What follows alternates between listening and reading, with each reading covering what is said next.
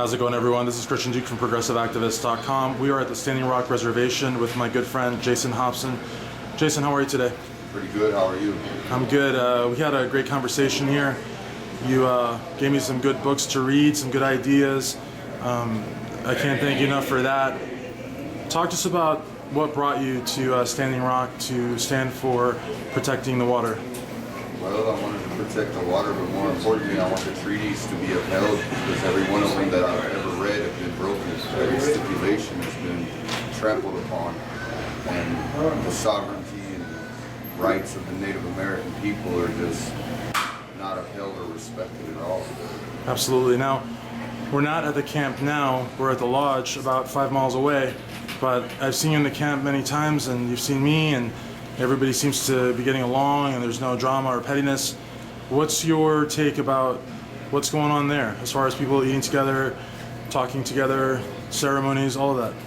Well, people from all nations, not only the Native American tribes, but the black race, the yellow race, the white race, they're all coming together, and they're coming together for unity and understanding of the ancient ways and the reasons why we want those treaties upheld, and the reasons why we want drinking water. It's not just a Native American issue. The Native Americans just take a bigger issue with it and started this off. And so the rest of the people that are following are showing nothing but love and show nothing but love in return. And absolutely. So it's just a beautiful thing to see. We don't have cops on camp. We don't have security guards with arms and everything. We just request nicely that everybody respect each other, and everybody just wants that human respect, and that's what they get. And they're so honored by it. It doesn't matter if it's a little black baby, white baby, yellow baby. They're looked at as family, and they look at us as family. Absolutely. And you're also someone that has fought for your country. You were in Iraq. You've really, gone the distance for the red, white, and blue, and I would hope that, I guess that the federal government would respect you and respect your people enough to at least speak with them before, these pipelines go through their land and could potentially compromise their water and their ecosystems. How do you see this ending? I mean, a lot of people were happy about these temporary injunctions. I personally think that temporary injunctions, just that. They might be waiting for the movement to die down and resume work. Other people want permanent injunctions, but the federal government has, to date, not kept a single treaty with the Native Americans. So how do you see this ending? Well, and I really don't see it ending in a good way. I pray for it too. However, those are prayers that are sent up, and hopefully they get answered in a positive way. But the federal government doesn't really care about who's fought for them or what they've done for their people and our people, our country. They don't recognize that. They don't care about their veterans. They don't care about their own people. They don't care about their own grandchildren. If they did, they'd care about the fact that that's the drinking water that their grandchildren are going to drink. It's not only the red people. It's everybody in this country. And the veterans come back and they can't even get quality care or anything else. So when I say ending, I think that they're going to try to let it die down through the winter with these temporary injunctions. Everybody's kind of happy and everybody's like uplifted for a little bit. So there's a lot of people that don't feel they need to be there anymore because they think that, this is a positive step and these things are going to be taken care of through the process, but I just don't see that that is really the case. I would like to think that it would not end in a bloodbath. However, history has taught me a lot, and the fact that there are National Guard checkpoints shows me that the people aren't keeping their oath. They aren't caring about the citizens of the sovereignty of the United States of America, much less the sovereignty of the Native American tribes, or the voice of the people, because we've got veterans of all races standing down there at that camp. And we went up and talked to the National Guard. They don't respect us. They don't. Jason, let me ask you a quick question.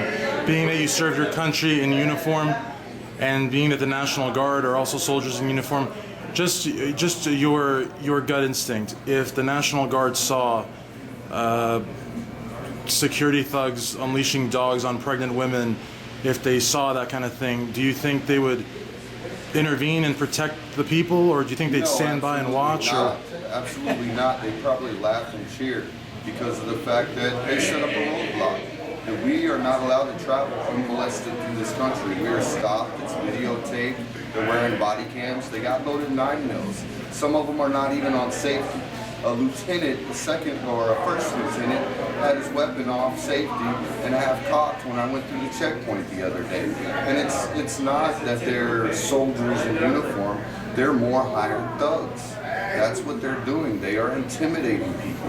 They are not trying to help us. If they were trying to help us, they would be down there at that camp. We have a veterans camp. They would come down. They would eat with us.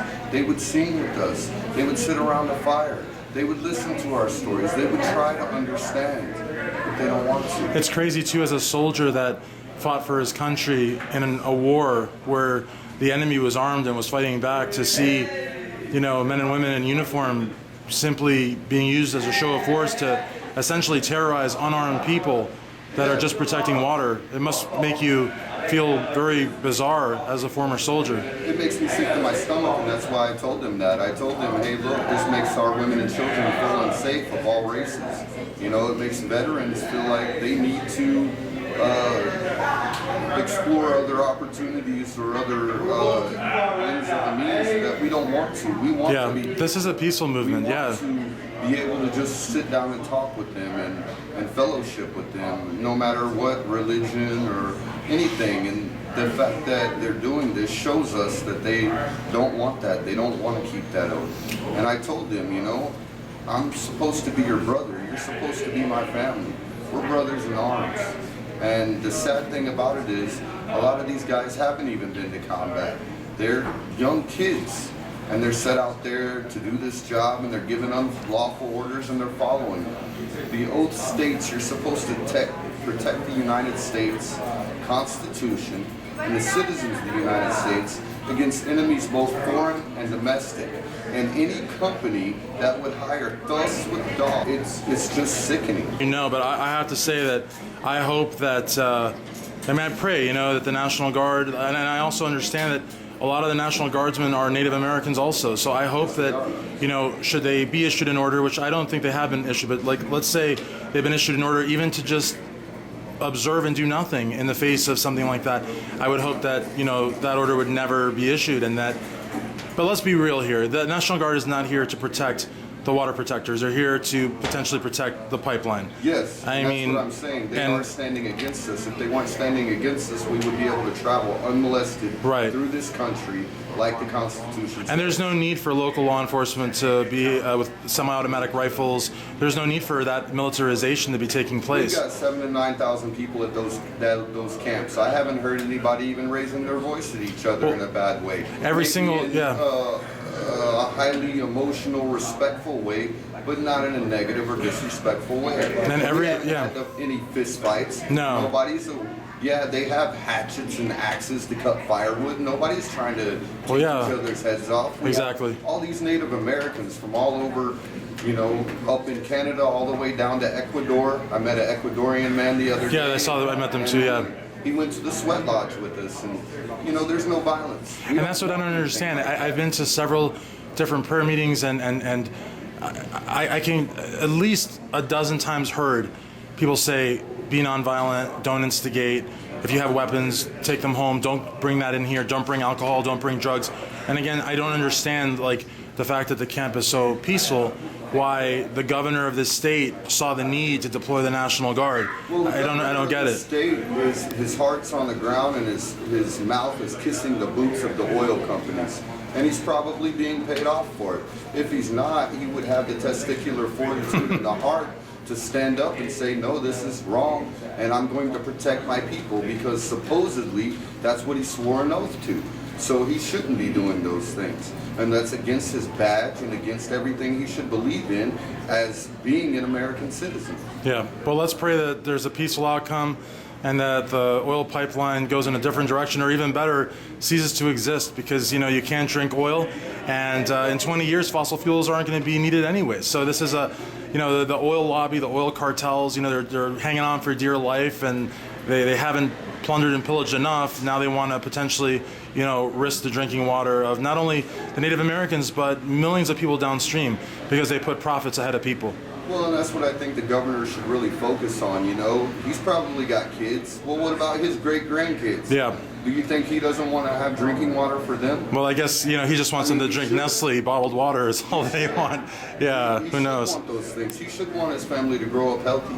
But if he doesn't, you know, that's a sociopath. Thank you so much for taking the time. Thank you.